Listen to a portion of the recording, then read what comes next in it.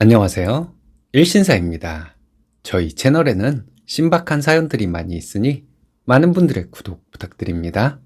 이번 사연은 편먹고 쓰니님을 괴롭히던 시어머니와 신우, 시어머니 앞에서 신우를 대성통곡하게 만들어 주었다는 며느님의 사연인데요.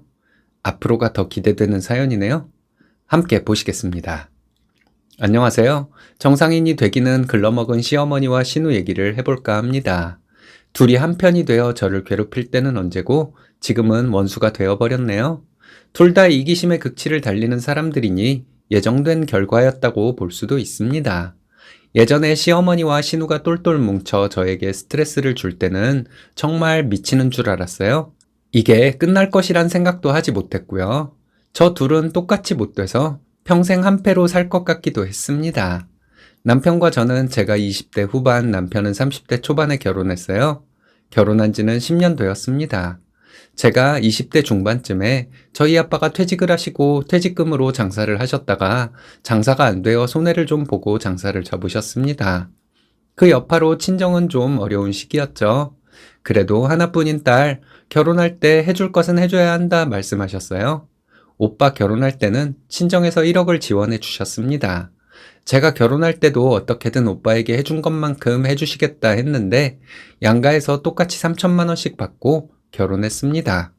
저와 남편 모은 돈도 비슷했고요. 저희 아빠가 저희 결혼에 1억을 지원해 주신다면 대출을 받아야 한다는 사실을 알고 있어서 그렇게 하지 마시라고 했습니다.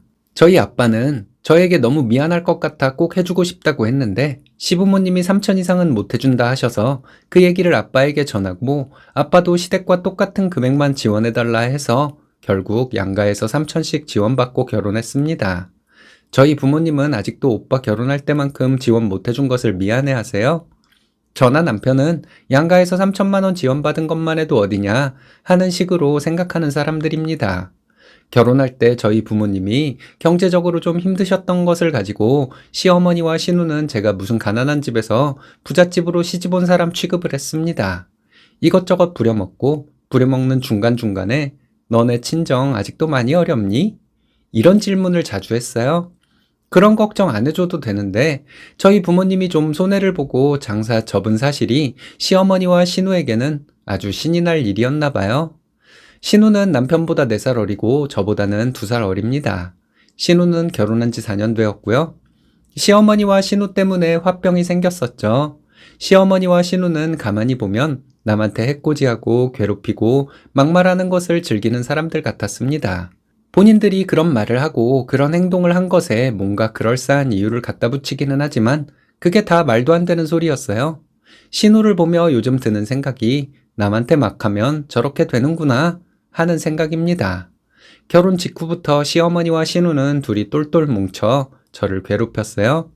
데려다 일 부려먹고 구박하고 그랬는데 남편이 없을 때만 이런 행동을 하더군요. 한 번은 이런 일이 있었습니다.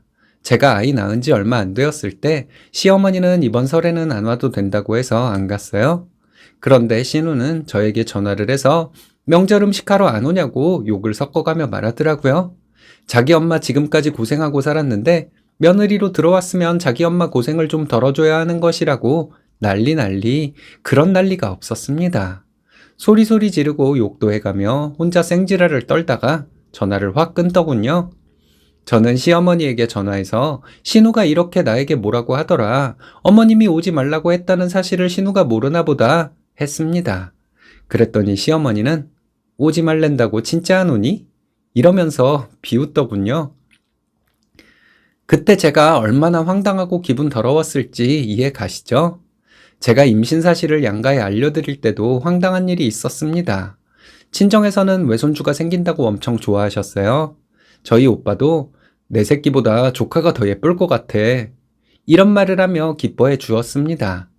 오빠가 한 말이 어떻게 진심일 수가 있겠어요. 당연히 자기 자식이 세상에서 최고겠죠. 열렬히 축하해준다는 의미로 오빠가 그런 말을 한 것이겠죠. 시댁에 가서 시부모님께 임신 사실을 알려드리고 신우에게도 아가씨 이제 조카 생겨요 하고 말했는데 신우는 주변을 살폈습니다. 저와 단둘이 있다는 것을 다시 한번 확인한 거였나 봐요. 그리고는 저에게 줄 돈 없다며 버럭 소리를 지르더군요. 자기 부모님도 줄 돈 없을 것이라며 신경질을 부리는데 임신한 게 죄 지은 것처럼 느껴질 정도였습니다. 신우가 언성을 높이니까 남편이 달려오고 시어머니도 달려오셨길래 신우가 이런 말을 하더라 했더니 신우는 자기가 언제 그랬냐고 또 화를 냈습니다. 시어머니는 설마 얘가 그런 말을 했겠니? 네가 무슨 소리를 하는지 모르겠다. 이러시면서 자리를 피하셨어요. 결혼 생활을 오래 하다 보니 저희 친정이 시댁보다 경제적인 면에서 좀 더 낫다는 사실을 알게 되니까 신우는 저에게 더 막말을 하고 그러더군요. 그랬으면서 자기 남편에게는 우리 새언니 친정이 어디라며 자랑삼아 말했다는 사실을 알고 참 어이가 없었습니다. 제 친정이 어디인 게 신우가 자랑할 일인지 그렇게 괴롭히고 깔보던 새언니인데 자기 남편에게는 자랑하며 말한다니 정말 생각도 못한 일이었네요. 신우가 결혼하고 나서 시어머니는 고생 참 많이 하셨습니다. 결혼 초반부터 신우네 부부싸움 말리러 자주 가셨었죠. 면허증도 없는 분이라서 기차 버스를 타고 몇 시간 걸리는 신우네 집에 가서 둘이 사내 못 사내 하는 것을 말리고 오셨습니다. 맞벌이 하는 집에서 자랐다고, 결혼할 때 저희 부모님이 경제적으로 약간 힘들었다고, 옛날 사고방식으로 저를 무시하던 시어머니와 신우였는데 이것도 참 웃기는 일이었죠. 시어머니가 전업주부로만 사셨던 분이시고 저희 부모님은 맞벌이를 하셨기 때문에 시댁은 좀 깨끗하고 저희 집은 좀 정신없고 그랬겠죠. 얼마나 어려웠으면 맞벌이를 했겠냐고 무시하던 시어머니와 신우. 저는 학교 다녀오면 집에서 오빠와 둘이 밥을 해먹기도 하고 오빠가 늦게 들어올 때는 늦게까지 혼자 있을 때도 많았습니다. 친가 외가와 왕래가 많지 않았던 터라 제사 음식 같은 것은 잘 할 줄 몰랐는데 이런 것도 안 가르치고 시집 보냈다고 구박하고 째려보고 아이 낳았을 때 고맙다는 말은 기대도 하지 않았지만 수고했다는 말도 못 들었네요. 신우는 고생할 게 뻔한데 애를 왜 낳냐는 소리도 했어요. 그런 신우가 결혼은 왜 하고 아이는 왜 낳았는지, 시어머니는 여행 가서 죽고 친정엄마는 싱크대 앞에서 죽는다는 말이 있잖아요. 저는 저희 부모님 평생 일하시느라 고생하셨는데 우리 애들 부탁하면 또 고생하실까봐 도와달라는 말도 못하겠더라고요. 도와달라 해도 저희 엄마는 일하는 분이시라 불가능하기도 했고요. 하지만 제가 간절하게 도와달라 했다면 저희 엄마는 일을 그만두고서라도 도와주셨을 거예요. 신우는 주말마다 시댁에 아이를 맡겼습니다. 거의 매주요.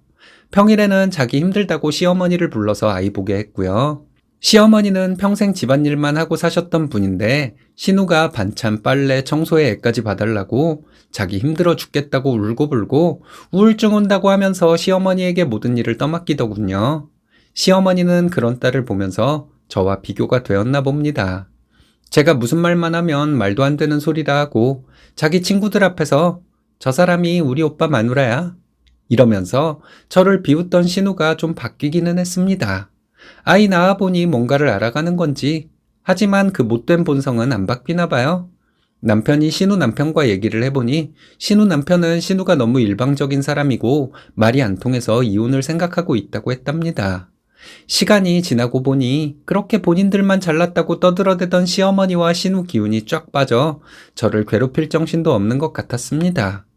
저에게 막말하고 비웃으며 했던 말들 저는 다 기억합니다.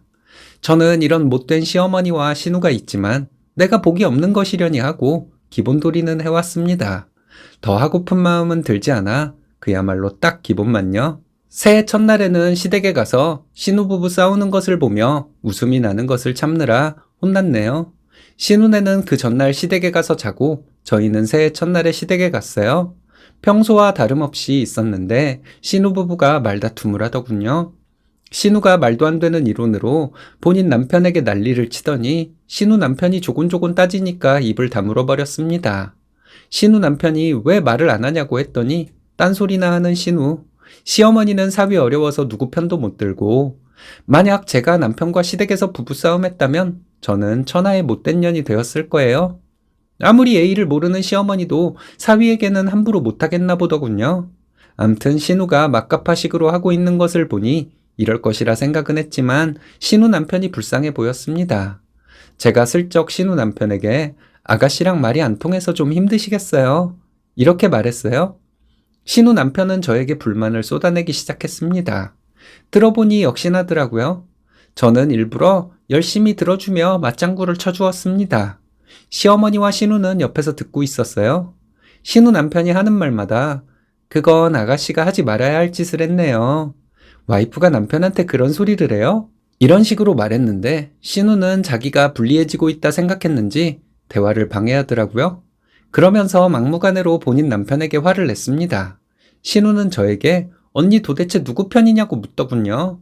둘 다 나한테는 가족인데 내가 누구 편인 게 어디 있냐고 했습니다. 고모부 말 들어보니 아가씨가 너무 막대먹은 행동을 많이 한 것 같다고 이제부터라도 정신 차리라고 말해 주었어요.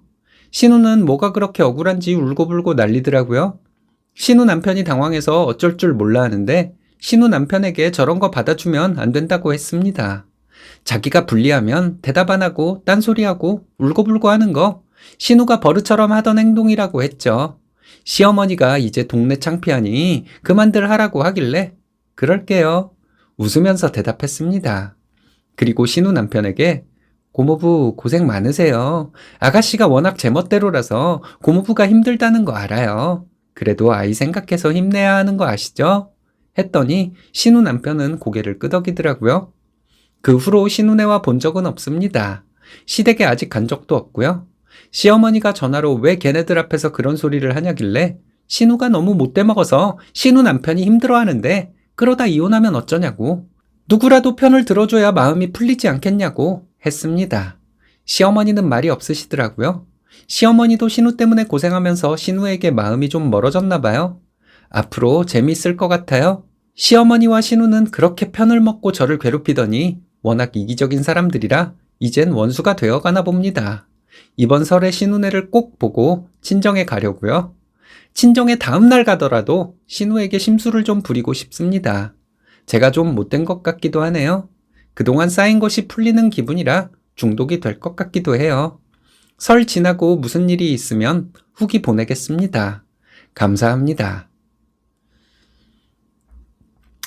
못된 사람들은 자연스럽게 안 좋은 일이 생기는 게 세상의 이치인가 봅니다. 쓰니님, 그동안 고생 많으셨어요. 잘 참으시고 할도리하며 사시느라 힘드셨을 텐데 대단하십니다. 앞으로의 사이다 저도 기대가 되네요.